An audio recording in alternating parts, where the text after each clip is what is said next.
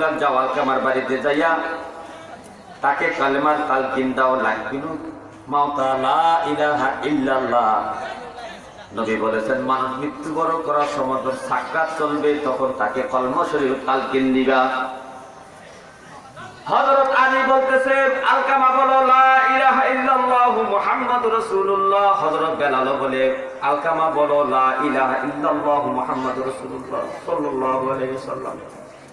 আলকামা সে কলমা শরীফ পড়তে পারে না, জিহ্বা নাড়াইতে পারে না, জব বন্ধ হয়ে গেছে। মানুষের জব বন্ধ হলে জিহ্বা নাড়াতে পারে না, অবশ হয়ে যায়, তার কণ্ঠ শুকিয়ে যায়। জব বন্ধ হওয়ার সাথে সাথে তার কানের শ্রবণ শক্তিও লোপ পায়, জব বন্ধ হওয়ার সাথে সাথে তার দৃষ্টি শক্তিও লোপ পায়, চোখও দেখে না, কানেও শোনে না, এমন অবস্থা হয়।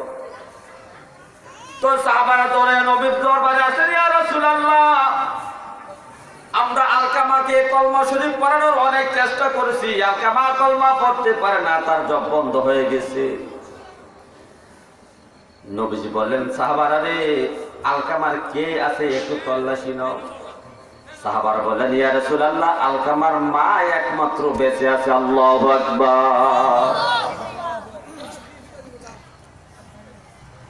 তো নবীজি বললেন আলকামার মাকে খবর দাও আমার কাছে আসার জন্য, না হয় আলকামার মা যদি আসতে না পারে তাহলে আমি তার বাড়িতে যাব।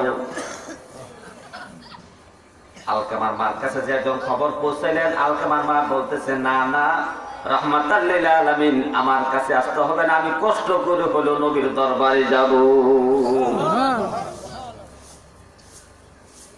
তো নবীজির কাছে আসলেন, আসার পরে বলতেছে নবীজি বলতেছেন হে আলকামার মা সত্য করে বলেন আপনার সন্তান আপনার সাথে কেমন আচরণ করতো, কেমন ভাবে কথা বলতো। আলকামার মা বলতেছে ইয়া রাসূলুল্লাহ আমার সন্তান এত ভালো, 5 ওয়াক্ত নামাজ পড়ে, যাকাত দেয়, হজ করেছে, অনেক আমল আখলাক করে।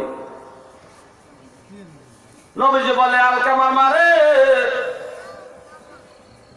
আপনাকে আমি এই আমলের কথা জিজ্ঞাসা করি নাই, আপনার সাথে কেমন আচরণ করেছে, কেমন কথা বলেছে, কেমন ব্যবহার করেছে সেটা জানতে চাই। আপনি যদি না বলেন আপনার আলকামার জব বন্ধ হয়ে গেছে, জব বন্ধ হইলে কলমা শরীফ মুখে দিয়ে আসবে না, কানেও শুনবে না, চোখও দেখবে না, জিহ্বা নাড়াইও সে কলমা শরীফ পড়তে পারবে না, জব বন্ধ হয়ে গেছে। কালমা যদি পরে দুনিয়া থেকে বিদায় না হইতে পারে আলকামা জাহান্নামে যাবে, জাহান্নামের ভিতরে আলকামাকে প্রবেশ করানো হবে, জাহান্নামের আগুন দিয়ে তাকে পোড়ানো হবে। এখন আপনি বলেন আলকামার মা গোপন কথা বলে না, তার সাথে কেমন ব্যবহার করতো। তো নবীজি বললেন ও আমার সাহাবারা আলকামাকে পোড়ানোর জন্য লাকড়ি একসাথে করো, আগুন জ্বালাও, আগুন জ্বালাই আলকামাকে আগুনের মধ্যে দিয়ে দাও, দুনিয়া থেকে পোড়াইয়া দাও। নবীজি বললেন আলকামার মা আপনার ছেলে তো মরার পরও দুধকে জ্বলবে, তো আমি দুনিয়াতে জ্বালাইয়া দেই, দুধকের আগুন থেকে বাঁচা যাবে। আলকামার মা বলতেছে ইয়া রাসূলুল্লাহ আমার এই সন্তানকে আপনি আমার সামনে পোড়াবেন সেটাকে আমি সহ্য করতে পারবো, যাকে আমি 10 মাস পেটে রয়েছি, কত কষ্ট করে তারে আমি প্রসব কষ্ট করেছি, জন্ম দিয়েছি। তো নবীজি বলেন তোরে সত্যিকারা বলেন আপনার সাথে কেমন আচরণ করতো আপনার ছেলে। মা বাধ্য হইয়া নবীর কাছে বলতেছে, কারণ মায় তো জানে নবীর কাছে ওহী আসে, মিথ্যা কথা বললে তো নবীর কাছে সত্য প্রকাশ হয়ে যাবে, তো জিবরাইল নবীকে জানাইয়া দেয় ঘটনাটা কি। তো আলকামার মা সত্য কথাটা বলে ফেললেন যে আমার সন্তান নামাজ রোজা হজ যাকাতে সব দিক দিয়ে ভালো ছিল, তবে আমাকে একটু দাম দিত কম, সংসারের যে কোনো ব্যাপারে ব্যবসা বাণিজ্য দোকানপাটে খরচে বারচে সংসারের সুখ দুঃখে সবকিছু তার বিবির সাথে শেয়ার করত, আমি মায়ের সাথে সে কোনো এই বিষয়ে আলোচনা করতো না। আমি মনে কষ্ট পাইতাম, আমি যাকে 10 মাস পেটে লইলাম আমার সন্তান আমার সাথে সুখ দুঃখ শেয়ার করে না, সংসারে কোনো বিষয় জানাজানি করে না, এটা আমার মনে কষ্ট লাগছে। নবী বলেন, আলকামার মারে তোমার এই কষ্ট লাগার কারণে আল্লাহ তার প্রতি নারাজ হয়ে গেছে। এই নারাজ হওয়ার কারণে তার আল্লাহ জব বন্ধ করাই দিছি। আর জব বন্ধ হয়ে গেলে কলমা শরীফ পড়তে পারবে না, আর কলমা না পড়তে পারলে জান্নাতও যাইতে পারবে না। এখন আলকামার মা বলতেছি, ইয়া রাসূলুল্লাহ, আমার ছেলেকে আগুনে জ্বালাইবেন না। আমি মায়ের সাথে আমার সন্তান যত বড় বেয়াদবি করেছে সব বেয়াদবি আমি মাফ করে দিলাম। ইয়া রাসূলুল্লাহ, আপনি সাক্ষী থাকেন, আমি আমার সন্তানকে ক্ষমা করে দিলাম। নবী বলে, আলী রে, ও হযরত বেলাল, দৌড়ে এসে আলকামার অবস্থা দেখো কি হয়েছে, তাকে তাড়াতাড়ি তালকিন করাও কালমা শরীফের। হযরত আবু বকর, হযরত বেলাল দৌড়ে আলকামার বাড়িতে গেলেন।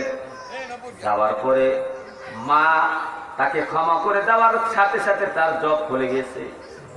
জবানটা খুলে গেছে। হযরত বেলাল এবং আলী তাকে জোরে জোরে তালকিন করেছেন, লা ইলাহা ইল্লাল্লাহু মুহাম্মাদুর রাসূলুল্লাহ সাল্লাল্লাহু আলাইহি ওয়াসাল্লাম।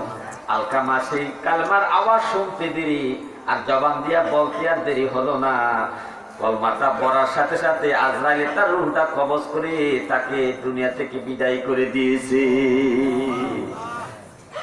তাহলে এত বোঝা গেল, যদি আলকামার মা যদি তাকে ক্ষমা না করতো তাহলে জাহান্নামে যাওয়া লাগতো। আজকে আমাদের সমাজের মধ্যে অনেক মানুষ জব বন্ধ হইয়া মারা যায় কিনা বলেন? মরণের আগে তার জব বন্ধ হয়ে যায়। কেন তার জব বন্ধ হইল? আরেকজন জব বন্ধ হইল না, মৃত্যুর আগ পর্যন্ত কথাবার্তা বললো, কলমা শরীফ জোরে জোরে পরে দুনিয়া থেকে বিদায় নিল। কিন্তু আরেকটা মনে 3 দিন 4 দিন জব বন্ধ এ ঘরে কইরা থাকে। কারণটা কি আপনারা কি তল্লাশি করেছেন?